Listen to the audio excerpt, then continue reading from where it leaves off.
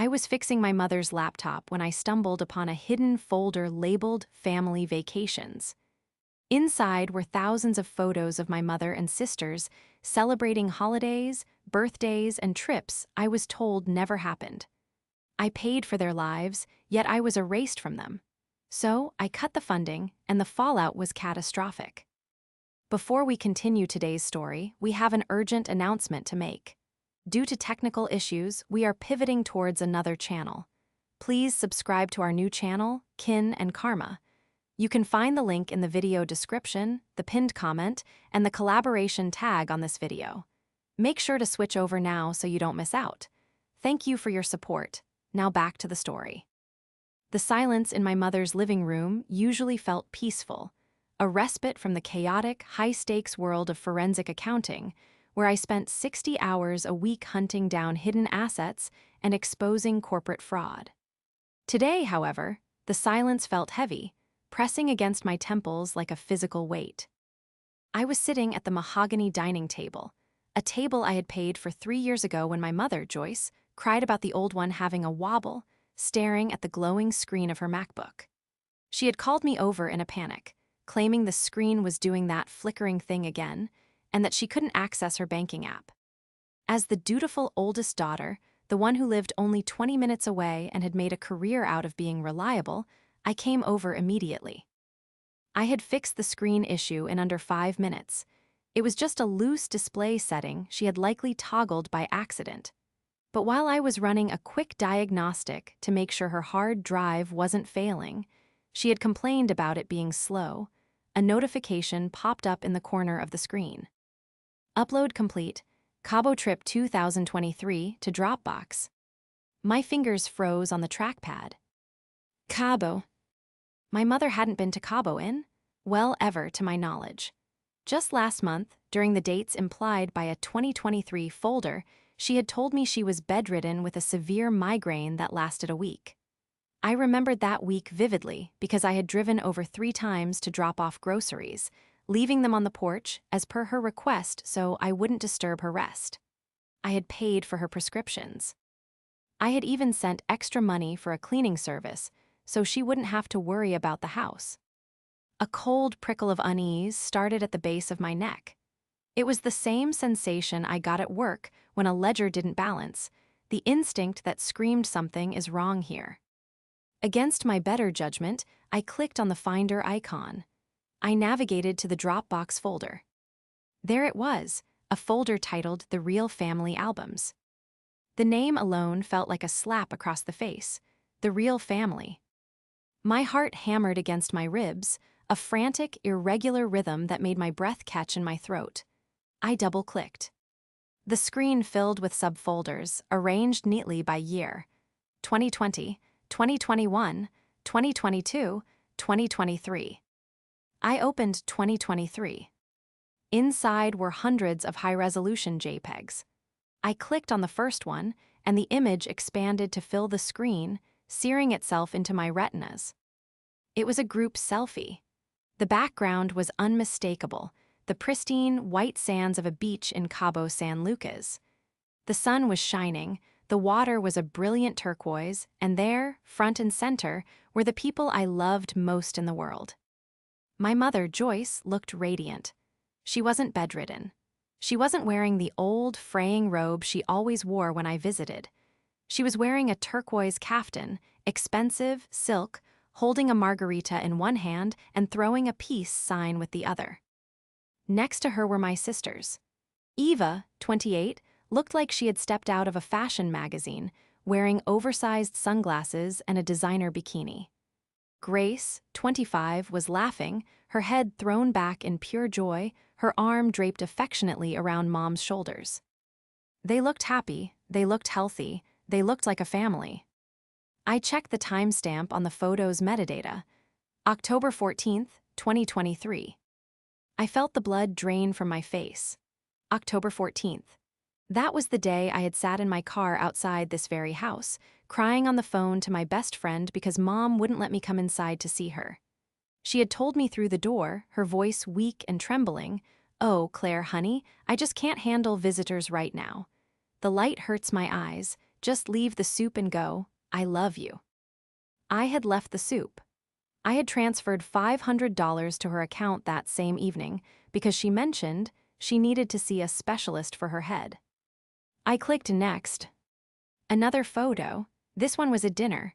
A long table set with seafood platters, wine bottles, and candles. Eva was making a toast. Grace was clinking glasses with Mom. I clicked next. Christmas 2022. I stopped breathing. For Christmas last year, Mom had told me the heater was broken and she was going to stay at a friend's house in the countryside to keep warm, and that Eva and Grace were busy with their boyfriends. I had spent Christmas alone in my apartment, eating takeout Chinese food and watching old movies, feeling a deep, aching loneliness that I tried to suppress. I had sent them all expensive gifts: cashmere sweaters, gift cards, jewelry. The photo on the screen showed them in a cabin, a luxury cabin. There was a massive tree, beautifully decorated. They were wearing matching pajamas, the red plaid ones I had seen in a catalog and suggested we get, only for Eva to tell me they were tacky. They were wearing the tacky pajamas, all three of them. And I wasn't there. I scrolled faster, my hand trembling so violently I could barely control the mouse. Thanksgiving, Easter, my birthday. My birthday. On my 32nd birthday 3 months ago, Mom had forgotten to call until 9 p.m. When she did, she said, "Sorry, Claire, we're all just so swamped with work and exams. We'll do something soon." The photos from that day showed them at a spa resort. "Spa day for the girls," the caption on one of the screenshots read. I wasn't one of the girls. I felt a physical wave of nausea roll over me. I pushed the chair back, the legs scraping harshly against the hardwood floor. I looked around the room I paid to heat, the room in the house I paid the mortgage on, and it suddenly felt alien. It was a stage set, a facade constructed to keep the bank rolling. I was the bank. And the betrayal wasn't just that they went on trips without me. It wasn't just the lying. It was the meticulous nature of it. The coordination required to keep this hidden for years. The effort they put into excluding me was greater than the effort it would have taken to invite me. The betrayal was worse than the diagnosis itself. The diagnosis of loneliness I had given myself for years, thinking I was just unfortunate, thinking I was just the workaholic who drifted apart from her family. I hadn't drifted. I had been pushed, and then billed for the push. "Claire." My mother's voice drifted from the hallway. "Is the computer fixed, sweetie? I need to order my supplements." I stared at the photo of them laughing in Cabo. The laughter in the image felt like it was echoing in the room, mocking me. "Claire." I closed the laptop lid. The snap was loud, final. "Yes, Mom," I whispered to the empty room, my voice shaking with a rage so cold it burned. "It's fixed. Everything is crystal clear now." I didn't confront her, not then. If there was one thing my profession had taught me, it was that you never show your hand until you have the full picture. You don't scream at the embezzler when you find the first discrepancy. You wait until you have the bank records, the wire transfers, and the confession taped. I walked out of the dining room and met Joyce in the hallway. She was wearing her sick outfit, a faded gray cardigan wrapped tightly around her frame, walking with a slight stoop. It was a performance. I saw it now. I saw the slight tension in her shoulders that wasn't from pain, but from holding a pose. "All done," I said. My voice sounded hollow, distant, like it was coming from someone else. It was just a display setting.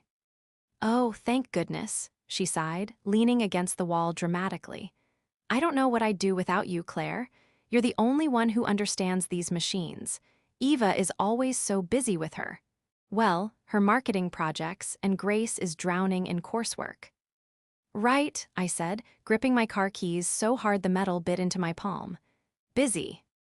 Busy drinking margaritas in Cabo. Busy skiing in Aspen." "I have to go, Mom. Work emergency," I lied. "Oh," her face fell, a practiced mask of disappointment. "I was hoping you could run to the pharmacy for me. My back is flaring up again. I need the heating patches, the expensive ones. Usually, I would have said yes. I would have driven to 3 different pharmacies to find the specific brand she liked. I would have bought her snacks too, just to cheer her up. I can't, I said. Ask Eva. Joyce blinked, genuinely surprised.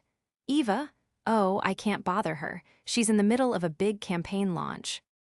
I'm sure she can find 5 minutes, I said, stepping onto the porch. I sent the money for the patches last week. You should have plenty left. I didn't wait for her response. I walked to my car, got in, and locked the doors. As I pulled out of the driveway, I looked in the rearview mirror. Joyce was watching from the window, her posture suddenly much straighter, her expression less frail widow and more annoyed customer. The drive home was a blur. I didn't cry. I think I was in shock. My mind was racing, cataloging every interaction from the last 5 years, recontextualizing every excuse. We're keeping Thanksgiving small this year, just me and the girls watching movies in pajamas. You'd be bored, Claire. You know how much you hate doing. Nothing. Grace's graduation is ticket-only, sweetie. They only gave us 3. Since I'm the mom and Eva helped her study, we thought, well, you understand, right? You're so busy with tax season anyway. I had understood. I had always understood. I was the reliable, boring ATM machine sister. I was the one who didn't fit the vibe. When I got to my apartment, a modest, clean place that cost a fraction of what I spent on my mother's lifestyle, I went straight to my home office. I sat down at my triple monitor setup and did what I did best. I opened a spreadsheet. I logged into my bank accounts. I pulled up 5 years of statements. I created columns: mortgage, mom's house; utilities, medical expenses; cash transfers, credit card payments; authorized user Joyce; tuition Grace; business loan Eva. I started typing. The numbers began to tally up, and the sum was nauseating. $3,000 a month for the mortgage, $500 for utilities, varying amounts for medical emergencies that suspiciously aligned with the dates of the trips I had seen in the folder. October 2023. I had transferred $2,500 for specialist visits and new medication. The flight to Cabo for 3 people would have cost roughly $1,800. The Airbnb, another $1,000. I was funding my own exclusion. I pulled up social media. I had blocked Eva and Grace on Instagram years ago, or rather, they had blocked me, claiming they wanted a private profile for their close friends and didn't want me worrying about them. I had accepted it. I created a burner account. It took 3 minutes. I searched for Eva's handle at Eva Elevates, public profile. It was all there. The secret folder wasn't just secret memories, it was public content. There was a reel from the Christmas cabin. Best Christmas ever with the squad, family first blessed. I watched the video. Joyce was dancing, actually dancing, shaking her hips, laughing, holding a glass of champagne. Mom looks great for someone with chronic spinal stenosis, I muttered to the empty room. Then I saw the comments. User Grace Space. So glad we ditched the negative energy this year. Best vibes only. User Eva Elevates. Totally. Life is too short for buzzkills. Buzzkill, that was me. I was the buzzkill. The buzzkill who paid for the champagne they were drinking. My phone buzzed. It was a text from Joyce. Joyce, Claire, I'm really disappointed you couldn't get the patches. I'm in a lot of pain. Also, the electricity bill came in. It's higher this month because of the heating. Can you transfer $400? I stared at the message. The audacity was breathtaking. It was almost impressive. I looked back at my spreadsheet. The total column at the bottom was blinking at me. Over the last 5 years, I had given them nearly $200,000. I had sacrificed my own down payment. I had driven a 10-year-old Honda. I hadn't taken a vacation in 4 years. I picked up my phone and typed a reply. Me, I'll look at it tomorrow. Rest up. I put the phone down. They thought I was just the wallet. They thought I was the naive, socially awkward sister who would keep signing checks out of a desperate need for approval. But they had forgotten one crucial thing. I opened my file cabinet and pulled out a thick manila envelope.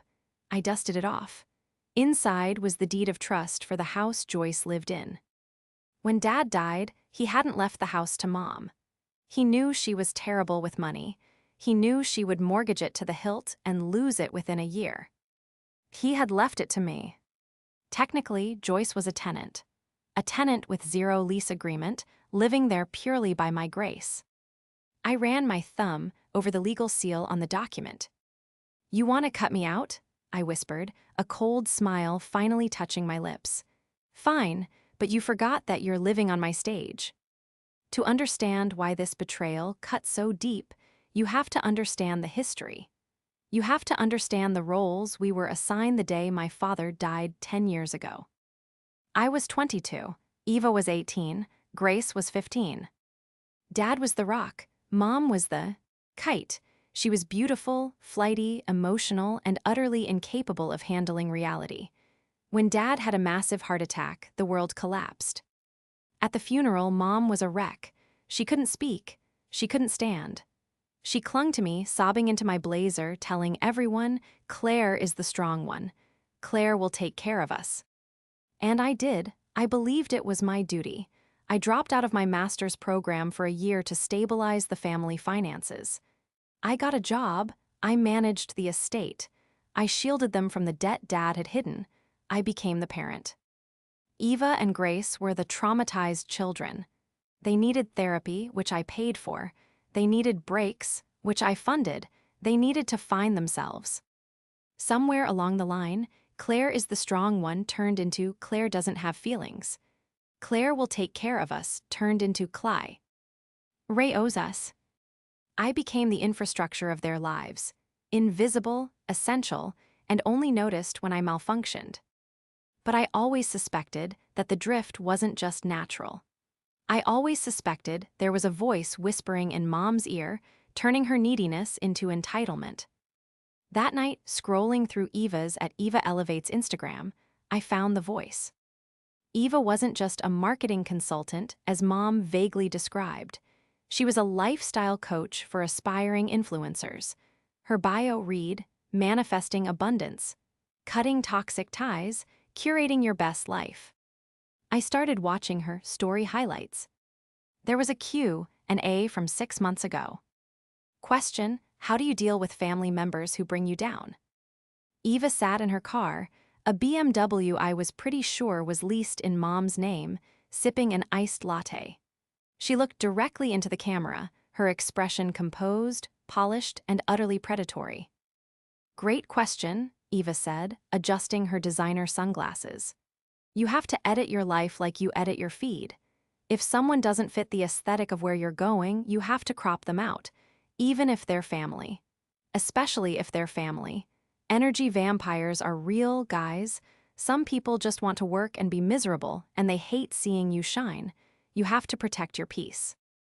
Energy vampires. Work and be miserable. She was talking about me. I clicked on another video. This one was captioned, "Mom's new boyfriend. Love wins." My stomach dropped. Mom had a boyfriend. The video showed Joyce at a dinner table, the same dinner from the secret folder, sitting next to a man. He was silver-haired, tanned, wearing a linen suit. He looked slick. He looked like a con artist's idea of a wealthy man. "This is Robert," Eva's voice narrated from behind the camera. "He's an investor. He's going to help Mom diversify her portfolio. Finally, someone who knows what they're doing." Robert laughed, a smooth, practice sound. He leaned over and kissed Mom's cheek. "Joyce is a diamond," he said. "She just needs the right setting." "Exactly," Eva chirped. "No more penny pinching, we're manifesting wealth." I paused the video. Diversify her portfolio. Mom didn't have a portfolio, she had my money. And then it clicked, the uptick in medical bills. The sudden need for home repairs that never seemed to happen. Eva wasn't just excluding me because I was boring. She was excluding me because I was the auditor. I was the one person who would look at Robert the investor and ask to see his credentials. I was the one who would ask why Mom needed $5,000 for a holistic back treatment that Robert recommended. Eva was curating a reality where they were wealthy socialites, and to keep that illusion alive, they needed two things: my money and my absence. If I was there, I would ask questions. If I was there, I would see that the expensive patches were actually spa treatments. If I was there, the investor would run for the hills. Eva was the architect, Mom was the willing puppet, and Grace was the audience. I looked at Eva's face on the screen, perfect makeup, ring light reflecting in her eyes, spouting pseudo-spiritual nonsense while picking my pocket. She wasn't just my sister anymore. She was a parasite, and she had infected the host. I leaned back in my chair, the cold rage settling into a hard, diamond-like resolve. "You want to edit your life, Eva?" I said to the frozen image. "Okay, let's see what happens when the subscriber cancels the subscription." I picked up my phone. I didn't text Mom back. Instead, I opened my banking app. Scheduled transfer, Joyce weekly allowance, $500. Status, canceled. Scheduled transfer, mortgage payment direct to bank. Status, paused. Credit card, Joyce authorized user. Status, locked. I wasn't just going to stop paying. I was going to investigate Robert. I was going to investigate Eva's business. And I was going to use the one thing they didn't have, actual skills, to tear their little fantasy world apart. The next morning, my phone was a ticking time bomb I deliberately ignored. I woke up at 6:00 a.m., my usual time, but instead of rushing to check my emails or worry about Mom's back pain, I made myself a proper breakfast. Eggs, toast, coffee from the French press. I sat by the window in my quiet apartment and watched the sun come up. It was the first time in years I didn't feel the crushing weight of obligation. The silence wasn't lonely anymore, it was strategic. By 8:30 a.m., the bomb went off. My phone buzzed on the counter, Mom calling. I let it ring. 2 minutes later, Mom calling. I took a sip of coffee. 5 minutes later, Eva calling. That was interesting. Eva never called before noon. She was usually meditating or journaling her intentions. I picked up the phone, but not to answer. I set it to do not disturb for everyone except my boss. Then I opened my laptop. It was time to work. My first stop wasn't my usual NSIC accounting software. It was a background check service I used for vetting potential clients. I typed in the name, Robert, and cross-referenced it with the few details I had gleaned from Eva's Instagram stories. The location tags, the car he drove, a rented Maserati, judging by the license plate frame, and the general age range. It took me less than an hour to find him. Robert Vance, or rather Robert Valance, Rob V, and Roberto Vianney. The man in the linen suit wasn't an investor. He was a seminar leader for a multi-level marketing scheme that had collapsed in Florida 3 years ago. Before that, he had a string of failed businesses involving timeshares and exclusive travel clubs. There were forum posts from angry ex-girlfriends warning about him borrowing money for sure-thing investments and vanishing. He wasn't rich. He was hunting for someone who looked rich but was actually desperate for validation. Someone like my mother. Someone like Eva. I dug deeper into Eva's business. Eva Elevates LLC. It didn't exist. There was no business registration. Her coaching income was coming entirely from Venmo payments labeled things like manifestation session and vibe check. And looking at the public Venmo feed amateur mistake, most of the payments were coming from Joyce. My mother was paying my sister to be her life coach, and I was paying my mother. It was a closed loop of delusion, fueled by my paycheck. By noon, my phone had 17 missed calls and a string of increasingly frantic texts. Joyce, Claire, the card was declined at the pharmacy. I'm embarrassed. Please fix this ASAP. Eva, where are you? Mom is freaking out. She needs her meds. Stop ignoring us, it's childish. Grace, hey, did you change the Netflix password? I can't log in. I laughed out loud at Grace's text. That was the priority, not Mom's health, not my silence. Netflix. I decided to escalate. I called the bank that held the mortgage on Mom's house. As the deed holder and primary borrower, I had full authority. Hi, I said to the representative, keeping my voice professional and calm. I need to discuss the terms of the mortgage on the property at 42 Willow Creek Lane. I'd like to explore the option of selling the property or transferring the title. Certainly, ma'am. Let me pull up your file. Also, I added, I need a copy of the last 12 months of statements sent to my email, not the physical address. I suspect some mail has been intercepted. While I was on hold, I drafted an email to a real estate agent friend of mine, Sarah. Subject, potential listing. Body, hi Sarah, hypothetically, what could I get for a 4-bedroom colonial in Willow Creek if I needed a quick sale? Asking for a friend. The pieces were falling into place. I wasn't just reacting anymore, I was building a case. I was constructing a trap that would snap shut the moment they tried to lie to me again. At 2:00 p.m., I finally answered the phone. Hello. Claire, it was Eva. Her voice was shrill, tight with anger. Where the hell have you been? Mom is literally crying in the kitchen. Her card was declined for her medicine. I know, I said calmly. I canceled it. There was a stunned silence on the other end. You, what? I canceled the card, I repeated, and I stopped the transfer. Are you insane? Eva shrieked.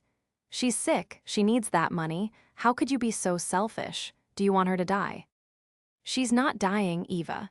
She has spinal stenosis, not a terminal illness. And considering she was dancing on a table in Cabo last month, I think her back is doing just fine. The silence that followed was deafening. It was the sound of a carefully constructed reality shattering. I don't know what you're talking about, Eva stammered, her voice dropping an octave.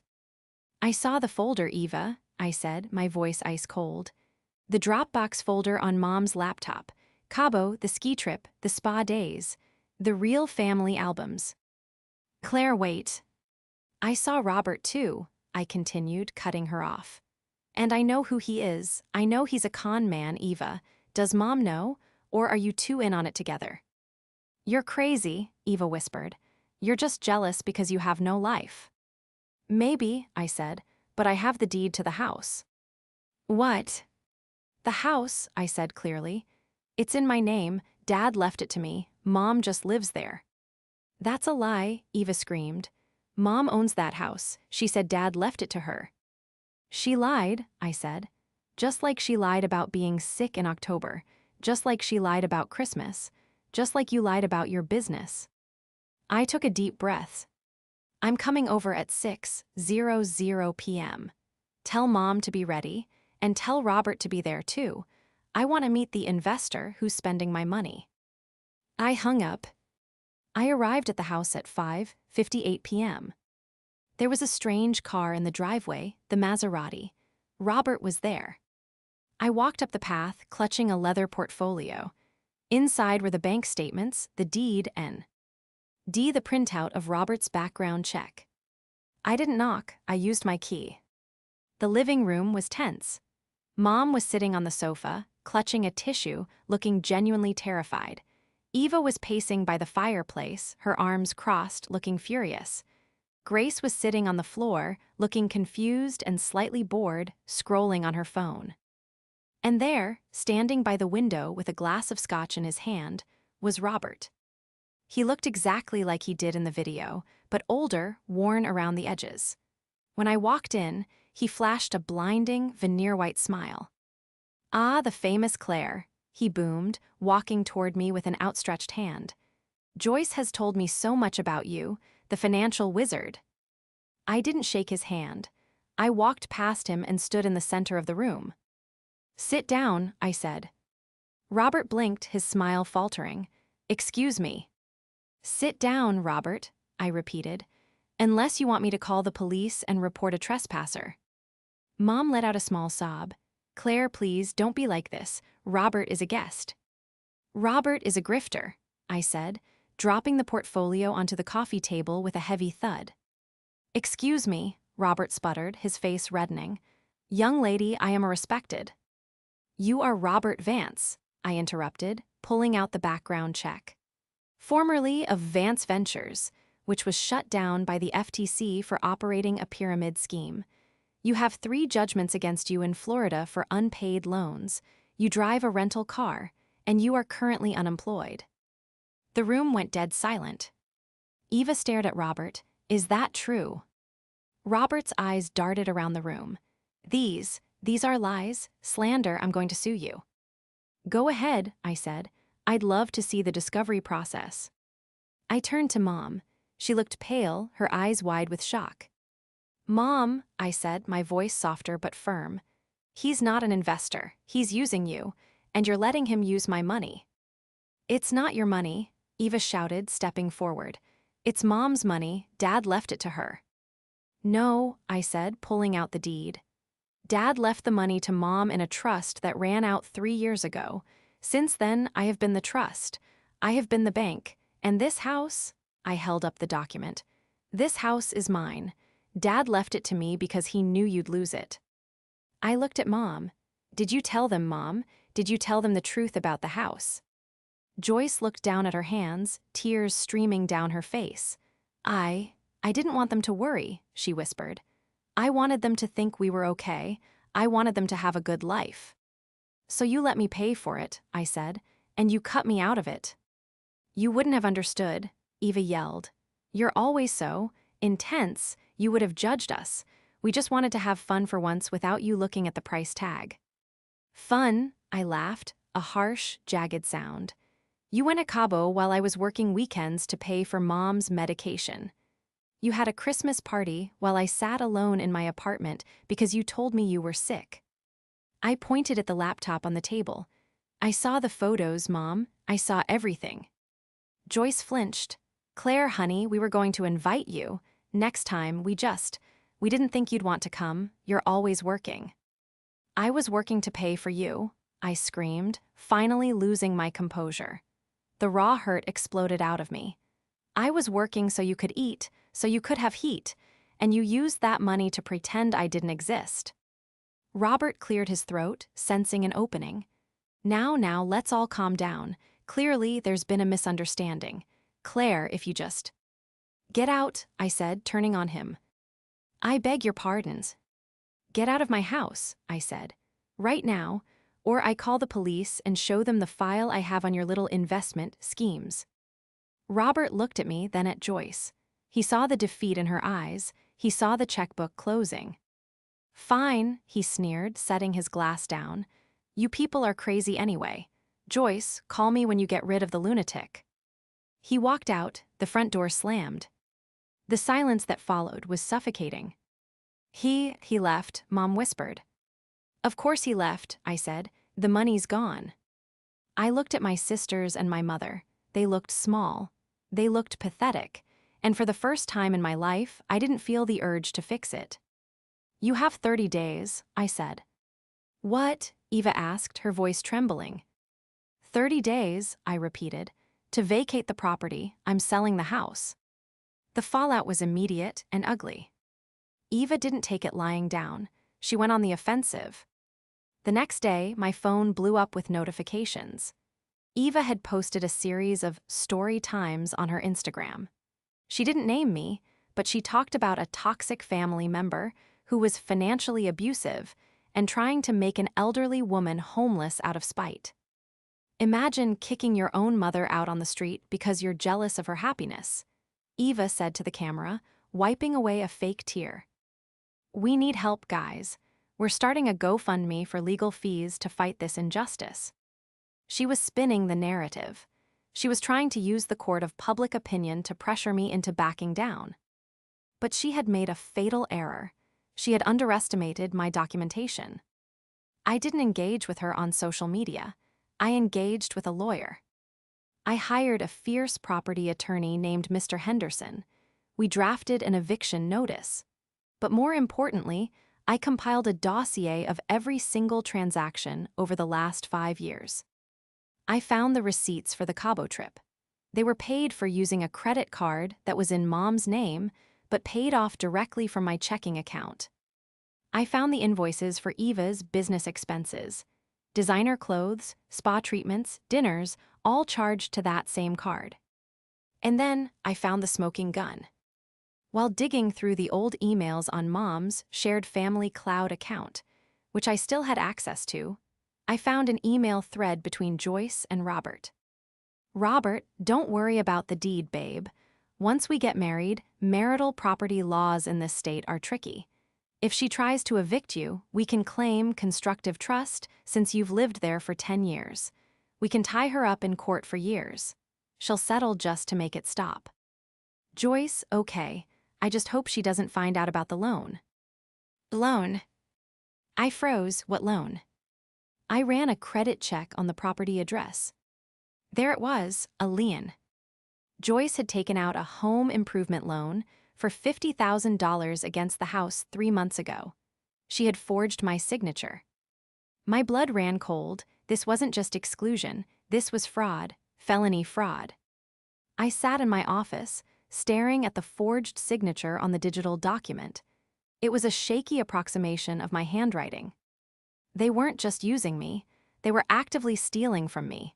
They were willing to destroy my credit, my financial future, just to keep the party going. I called Mr. Henderson. "Change of plans," I said, my voice trembling with adrenaline. "We're not just evicting them, we're filing a police report." "Are you sure, Claire?" he asked. "This is your mother." "She forged my signature on a $50,000 loan," I said. "She's not my mother anymore, she's a liability." I didn't stop there. I went to the GoFundMe page Eva had set up. It had raised $2,000. I contacted GoFundMe support. I sent them the proof of ownership, the eviction notice, and the evidence of the fraud. 2 hours later, the page was taken down for terms of service violation. Then I did something I never thought I'd do. I posted on my own dormant Facebook page. I tagged Eva, I tagged Mom, I tagged Grace. I posted one image, the forged loan document with the signature highlighted. Caption: "For anyone donating to my sister's legal fund, you are funding a defense against felony forgery.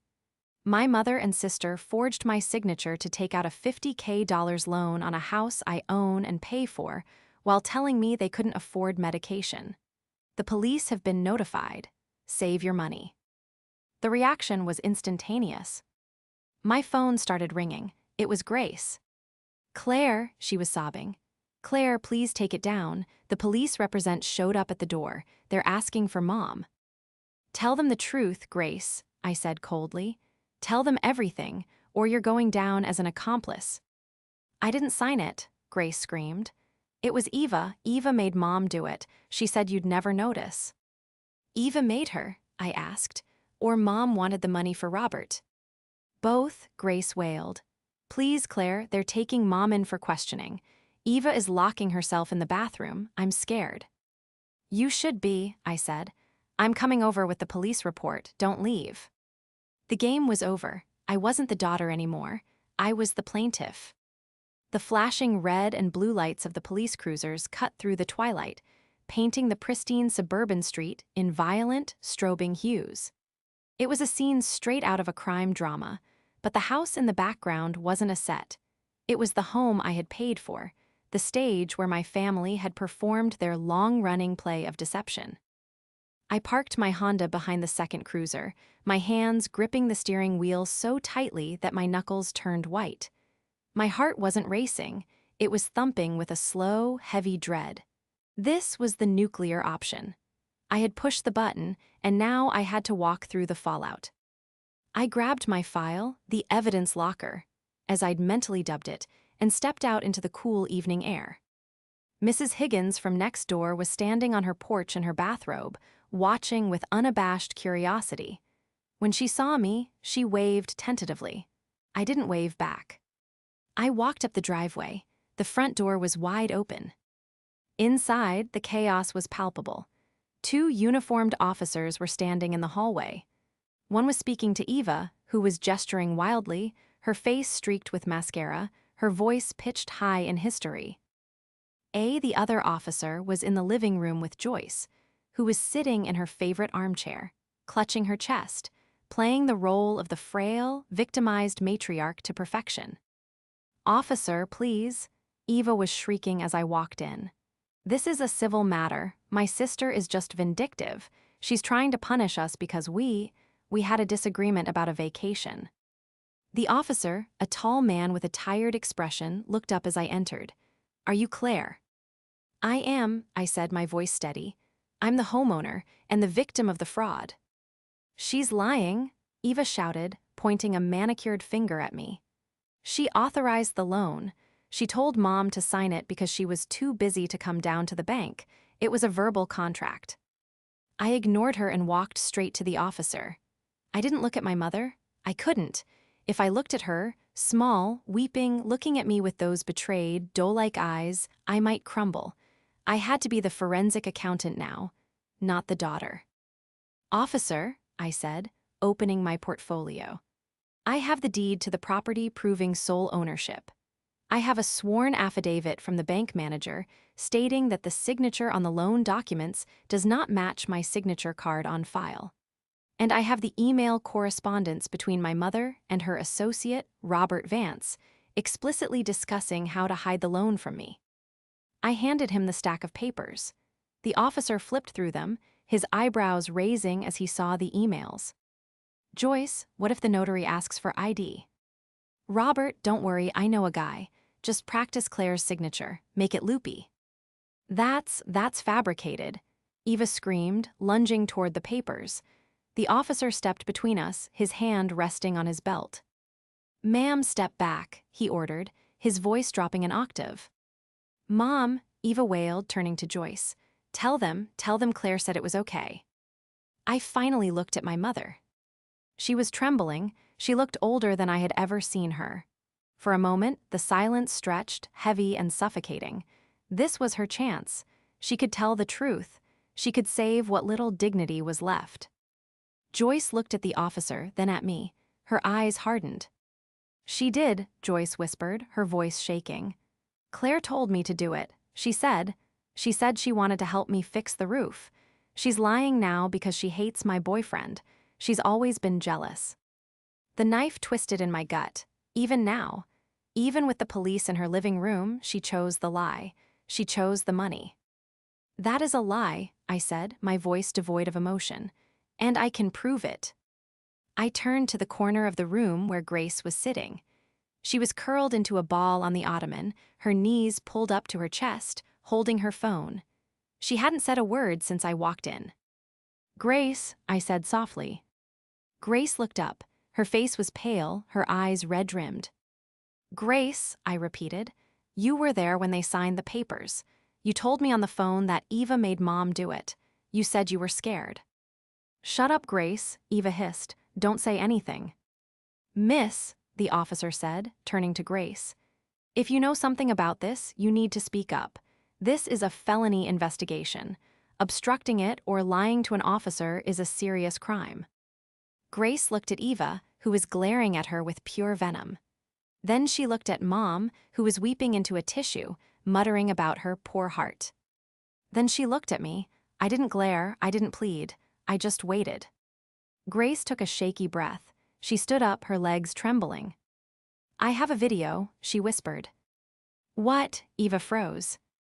"I have a video," Grace said louder, her voice gaining strength.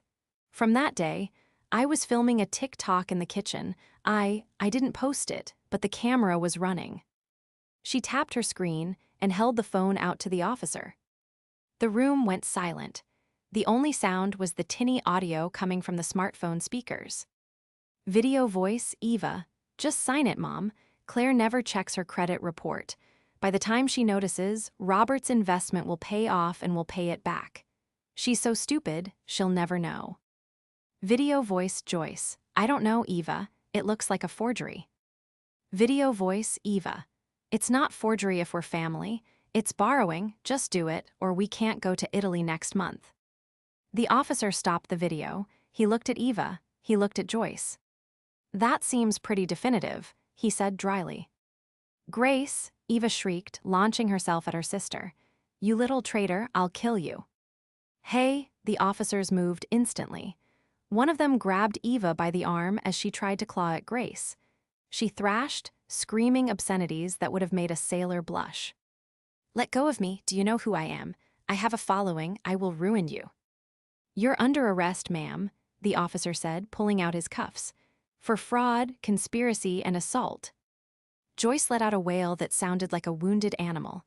"No, not my baby. Take Claire, T's Claire's fault." The second officer approached Joyce. "Ma'am, I'm going to need you to stand up. You're also under arrest for forgery and fraud." "I can't," Joyce sobbed, clinging to the chair. "My back, I'm disabled, you can't take me."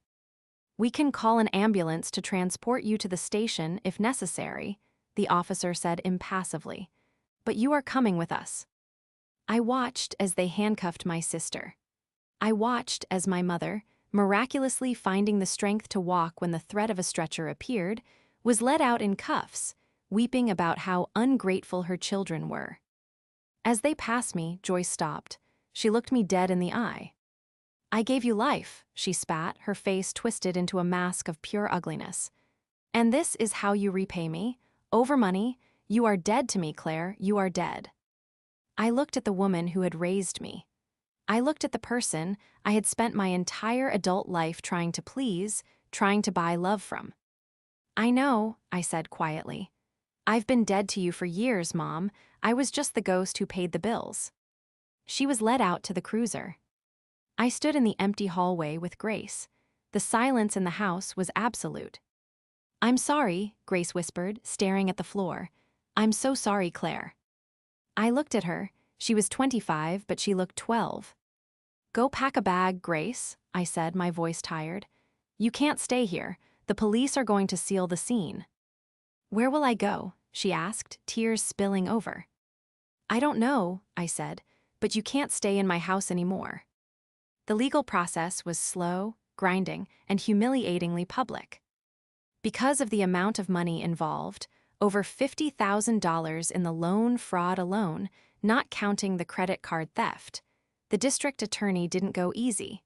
They wanted to make an example.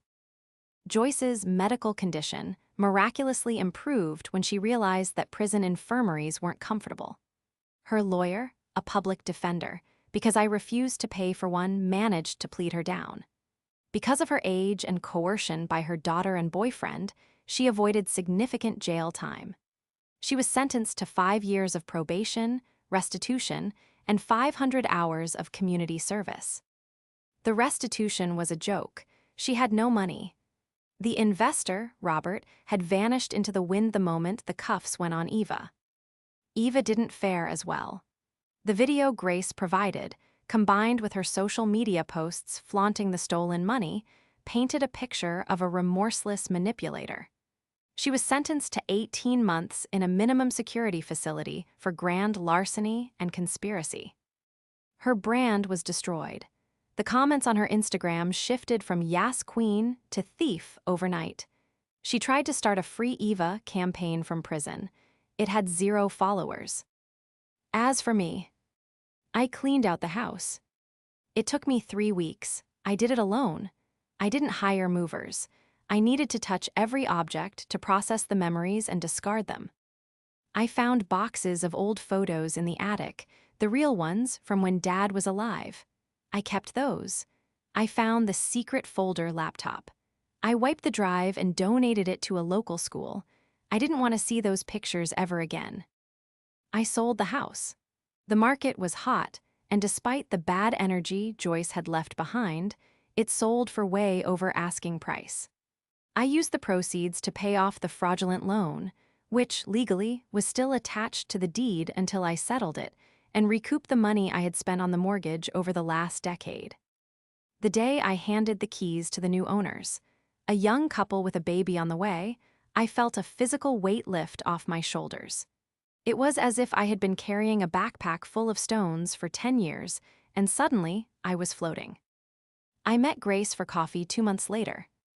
She looked different. She was wearing a uniform from a local bakery.